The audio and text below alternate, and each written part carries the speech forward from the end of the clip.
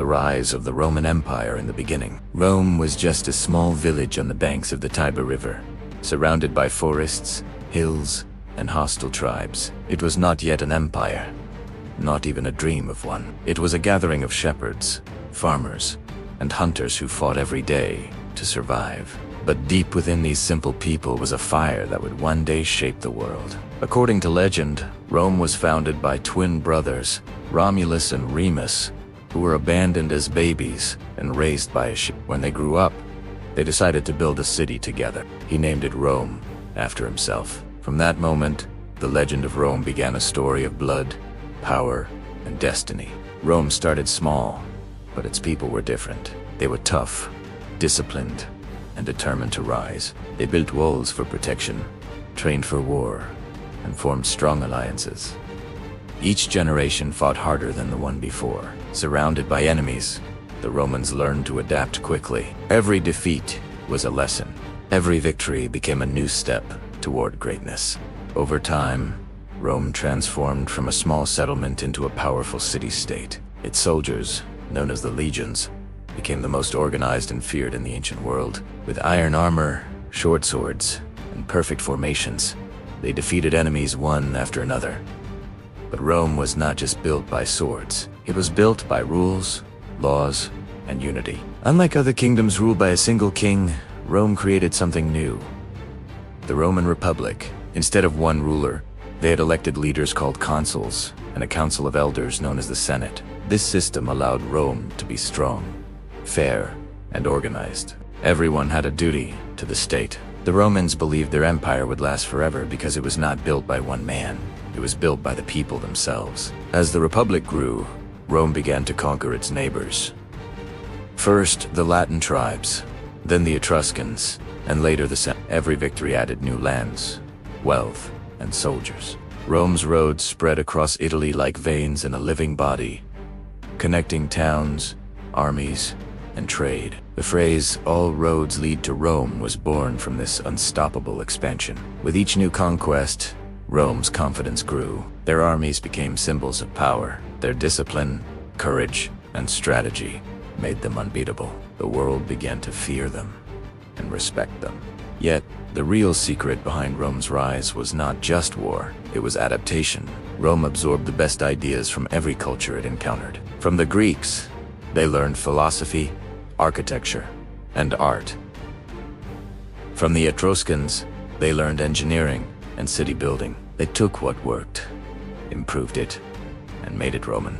That was their true genius, the ability to learn, evolve, and dominate through intelligence, not just violence. By the 3rd century BCE, Rome had become the strongest power in Italy. But the real test was yet to come. Across the Mediterranean lay a mighty enemy: Carthage, a powerful city in North Africa. The two powers would soon collide in a series of wars that would decide who ruled the ancient world. The conflict became known as the Punic Wars, a battle between land and sea, between two great civilizations. Rome fought Carthage for more than 100 years. The most dangerous moment came when the Carthaginian general Hannibal crossed the Alps with his army and wore elephants to invade Italy. His strategy shocked the world, and for a time, Rome trembled.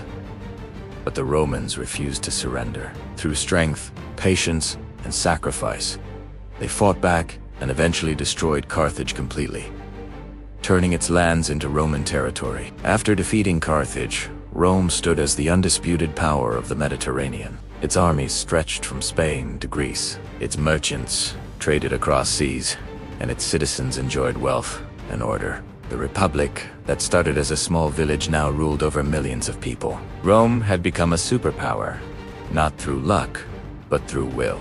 It had proven that no empire could match its discipline, its strategy, or its unity. But with power came pride.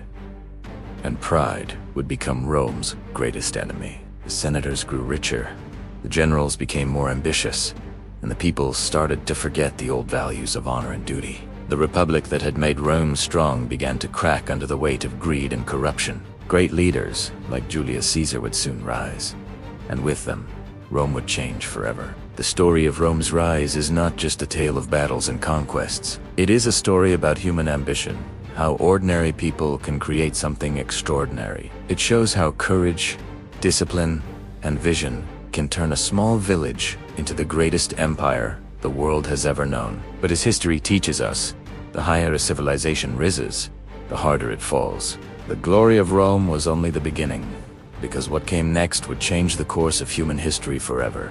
After years of kings and warlords, Rome entered a new age. The age of the Roman Republic. Around 509 BCE, the Romans overthrew their last king, Lucius Tarquinius Superbus, a cruel ruler who believed power was his. By birth, the people of Rome had seen enough tyranny. They wanted a system built on laws, not kings, on honor, not bloodlines. From this revolution, the Republic was born. In the new system, power belonged to the people, but it was guided by the Senate, a council of wise men who debated and decided the fate of Rome. 2 consuls were elected every year to lead the army and enforce the laws, ensuring that no man could ever again become a dictator. It was a bold experiment, a government that balanced freedom with discipline and ambition with responsibility. The Romans called it res publica, the public affair, and it would become one of the greatest political systems in human history.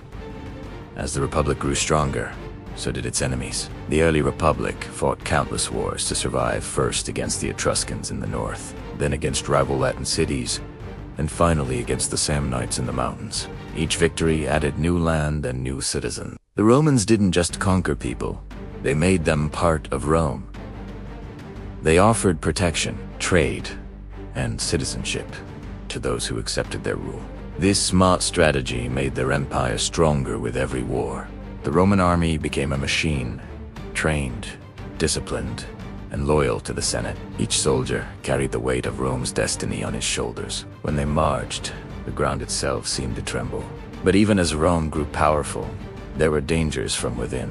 Wealth began to concentrate in the hands of a few, and the gap between the rich and the poor widened. The Senate, once noble, became a place of corruption and greed. Ambitious generals started to see power not as service to Rome, but as a path to personal glory. Among them were men like Marius, Sulla, and eventually Julius Caesar, whose ambitions would shake the Republic to its core.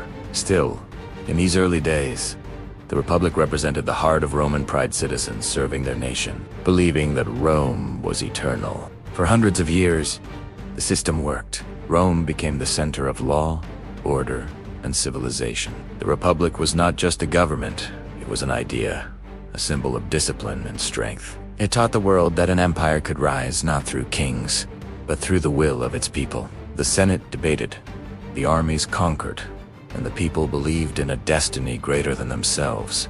Yet, beneath the marble temples and golden trophies, shadows were growing, whispers of betrayal, ambition, and change. The same system that made Rome powerful was now beginning to divide it. The Republic stood tall, but the seeds of its destruction had already been planted. And soon, one man's ambition would turn the Republic into an empire that ruled the world.